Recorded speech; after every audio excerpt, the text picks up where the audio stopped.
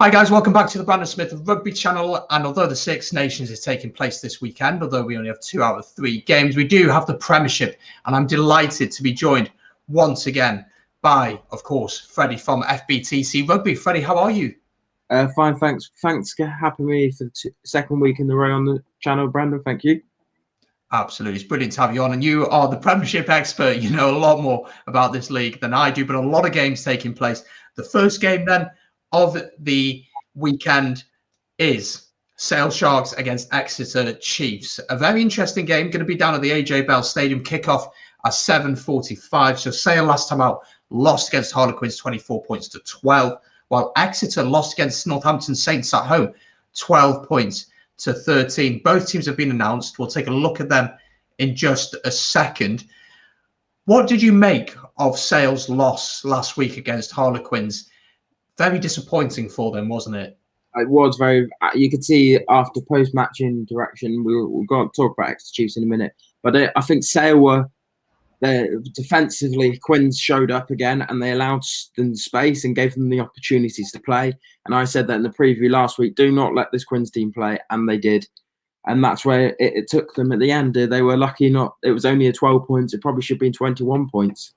In the end, it was quite convincing. Yeah, it 100% was. And Northampton Saints against Exeter, one of the worst games I've seen in a long time, I'd have to say.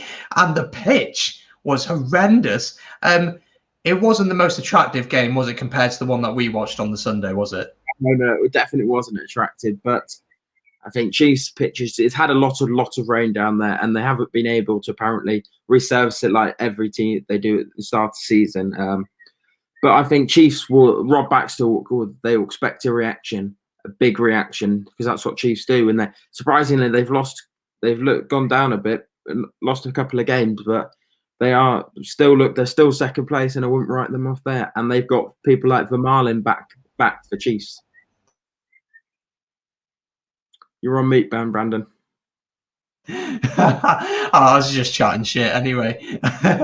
All right, let's take a look at both teams then, starting with the home team. Sale Sharks are the home side, of course. So starting with the backs, we've got James McGuican, James Hill, Marlon Yard on the wing with AJ McGinty, the USA international. Of course, everyone knows who Faf de Klerk is at 9.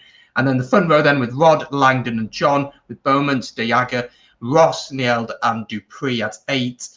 What do you make of that team? Of course, de Klerk's going to be very important. Marlon Yard can create a lot, can't he? But it's a powerful team, isn't it? Wouldn't you say? I think Sale fans and the coaches at Sale will want a reaction. Marlon Paul was extremely poor last week. He missed one, led to one of Quint's tries. 2 mistakes from Yard actually led to their tries. So, but on the whole, I think they will. I think you've got to watch out for their 15 Luke James. Given Chiefs won't probably do this, but if you give him space, he will take that opportunity. He's a very good young fullback and will exploit it. Another good young fullback in England, so many to choose from. Yeah, lots of options for England, isn't it? And it makes it all the more interesting this weekend with Wales against England. Let's take a look at the Exeter team that is playing this weekend. So starting with the fullbacks, we've got Hodge at fullback with Cordero, the Argentinian, on the wing alongside of Flattery on the other wing. We've got Devoto and Witten in the centres. Then looking at the halfback pairings, you got Maunda and Simmons then at 9 and 10, with Sam Simmons at 8. How he's not in the England squad, that's another debate. Vermeulen then at 7, Hughes at 6, Sam Skinner and Lonsdale then are the locks. Harry Williams, Yandil and Alec Hepburn then as well as part of the team. What do you think about that team? It's a strong team, and as you said, they'll be looking for reaction this weekend, won't they? I think they will. I think it's a big part of their success was last season was Vermaelen. He brings so much physicality to that back row. They missed him a lot, even though they played a young 7 in Rich Capsick's the one for the future. But there's nothing compared. He's so good at those. And I think Joe Simmons coming back in the lineup is key. I know he missed a controversy, but he brought a massive impact off the bench, and they missed him last week because he wasn't fit enough to start. Yeah, definitely. And how he's not in the England squad is something else. But let's quickly then. So Sale are 5th in the league, Exeter 2nd in the league, What are your predictions for this one? Who are you backing to win this one? I'm expecting a big response from Exeter this weekend, so I'm going to expect Exeter just to edge this one. Who are you saying? I think Exeter will win this game, and I think it will be 18 Sale, 26 Exeter. Okay, so a bit of a gap. It'll be an interesting game, won't it? So let's move on then to the Saturday games. Just before we do that, be sure to subscribe here, subscribe to Freddie's channel as well, link down below, and get your predictions in the comments as well. Saturday's game then sees one of the most attacking teams in the league. They thought they'd got the win last weekend. We thought they'd got the win on the watch along.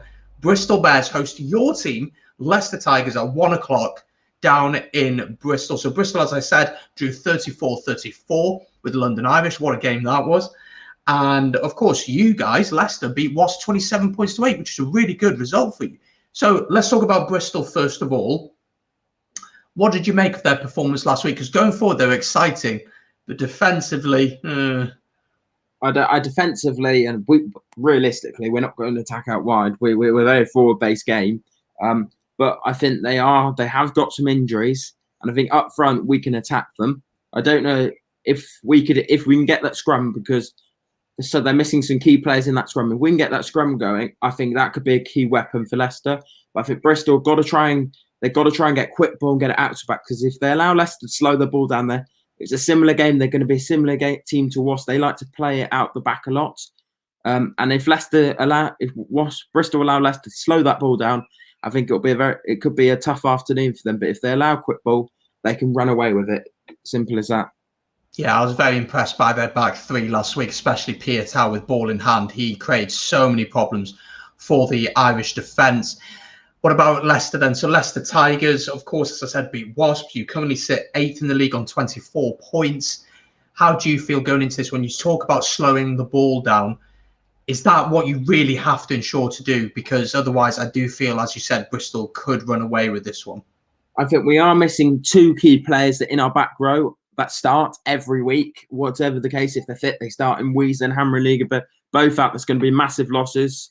They're key to the way that Hamro's a big set piece and does the really unseen work, and Weezer carries a lot and makes a lot of meters. But they're going to have to play a different style, I think, in this back row. I think you're going to see a guy that's been taunted in Wales a lot, Tommy Raffel. But I think it's all about that back. If we can slow that ball down for Leicester, and I think Leicester will back themselves, they've got to stop. If they allow Leicester to get penalties, Bristol do, and the same way, we can get with that pack and get a driving maul and go over. I think you can't give penalties away to allow them go downfield, because our maul is really good at the moment. I think that's a threat. That's our threat at the moment. Bristol don't know the best maul stats, conceding. I mean, that's where something Leicester will attack Bristol at. Yeah, for sure. So predictions time then. Who are you backing to win this one? Are you going to back your own team away from home? Oh, I've always got to back my own team. I think it'll be a very close. I think it'll be 3 points in it. Oh, I'm sorry, mate. I've got to go against your team. I think. I know most teams, but I've got to back my own team there. Yeah, for sure. But I'm going to say Bristol to win this one by 7 to 10 points. I think it'll be cagey at the start, but I think the game will open up later on. Let's look at the 3 o'clock kickoffs. There are 2 kicking off at 3 o'clock. The first one then is Newcastle against Harlequins. Newcastle come into this game, have not played for 2 rounds. They didn't play since the 7th of February in round 8 when they lost Exeter 9 points to 15 at home. But Harlequins, they travel up to Newcastle. They beat Sale Sharks at home 24 points to 12. Do you think it's going to be a big issue for Newcastle? Because they haven't played for a long time. So they probably aren't going to be match fit, are they? You could say that, but in the same time, you could say you're going to get a reaction. You're going to get a team that they've been off for 2 weeks. So just my team, we had a COVID outbreak. That means then we had a big win. Then I think you might get a big reaction from this Newcastle thing. They want to show people wrong how good they were, and I think it'll be close. But I do think it'll be close. But you got to stop. You got to start. Like I said, you got to stop Don Brandt. You got to stop Smith, and you got to stop his staging. If you stop those key players there, I think you can stop this back line, and you can stop this Quins team playing. Yeah, that's the challenge for Newcastle, isn't it? Stopping that ball being quick. And Danny Kerr's been in form once again this season. Don Brandt, as you said, Marcus Smith as well. It's a really exciting backline for Harlequins. So quickly then, predictions for this one. I'm going to back Harlequins to get the job done away from home. Are you in agreement with me? I agree. They'll come away with the 5 points. I think they'll get a bonus point try to. Yeah, definitely. Let's move on then to the other 3 o'clock kickoff then. So Wasps against London Irish. Of course, Wasps lost against your team, Leicester, 27 points to 8. And London Irish fought back to get a 34-34 draw against Bristol. Wasps are 9th in the league with London Irish sitting 7th. Wasps at home. Do you think that will make a big difference in this game for them? It's quite hard to call. I don't know, but I have a. It might be. I don't. Wasps. I think they'll want a reaction because I think they would. They weren't. They physically. They got beaten up quite a bit. I think if the red card didn't happen, I think they get beaten quite a bit more. But I think they want it. Lee Blackett will want a reaction, and it will feel like we didn't play well enough. We need a reaction. I think they just need. They won't get beaten up as much as because Leicester are forward bay, but Irish want to play it, so it's a bit. They want to play a lot. These two teams, so it'll be interesting to see. I think it's going to be a very high scoring game. Yeah, I think it's going to be a high scoring game. I think it's going to be close though. Who are you backing? Who do you think is going to win this one? 50-50. I just don't know. I'm thinking then it might was, but then it might be Irish. They lost last week, but they drew and then came back. But I'm going to go home advantage. I'll just choose Wasps, just narrowly. 2 points. Ooh, just because you're saying Wasps, I'm going to say London Irish. I think we're going to have a Paddy Jackson masterclass. Well, he played pretty well last week, and we'll have to see how this one goes. And then the final game on the Saturday then, Gloucester at 3:15, they host Worcester. So it's bottom of the table against the team above them in 11th. No relegation this season, so maybe not as much on the line on this game as there would have been usually. Gloucester, of course, really struggling this season. They lost against Bath. Both teams getting a red card, and their internationals have gone away. While Worcester, their game, of course, was postponed against Newcastle. How do you see this one going? It's going to be close, isn't it? Yeah, it's going to be really close. I think if relegation wasn't on the cards here, I think you'll see much tighter. It would have been a great game to watch because it's so tight. I think if Worcester get a win, it's really worrying for Gloucester because it now goes probably about 7 points clear of them, and that's 8 points clear, and that's quite a big distance. But I do think Gloucester are at home, but it's 50-50 again. It's such a tight game. I think Worcester. They're not playing like they didn't play last week, but then I do think Gloucester weren't. They would be really annoyed about that West Country derby. But I am going to back Gloucester to come away and win this probably. Yeah, I agree with you. I think Gloucester will just about narrowly edge this one. I don't think it'll be particularly high scoring. I don't think it'll be particularly entertaining. A lot of penalties, a lot of mistakes at the breakdown, especially. Maybe even another red card. We'll have to see. We hope not, but maybe even another red card. Then the final game then of the weekend to quickly look at is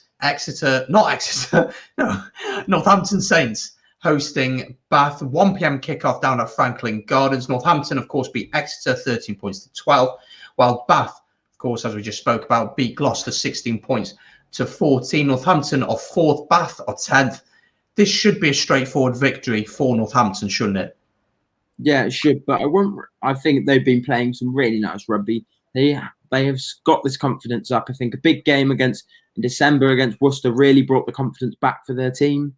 I think, and then you're starting to see with Hutchinson performing. I think you're getting to see some nice flow. And rugby beating Exeter team. Exeter weren't that good, but you got to beat what's in front of you. And I do see Northampton winning quite easy. Bath are not on the best of form.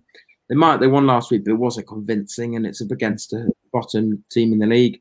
I think you'd be really worried if you were Bath because I think they're going to run away with it if they get good ball in this game.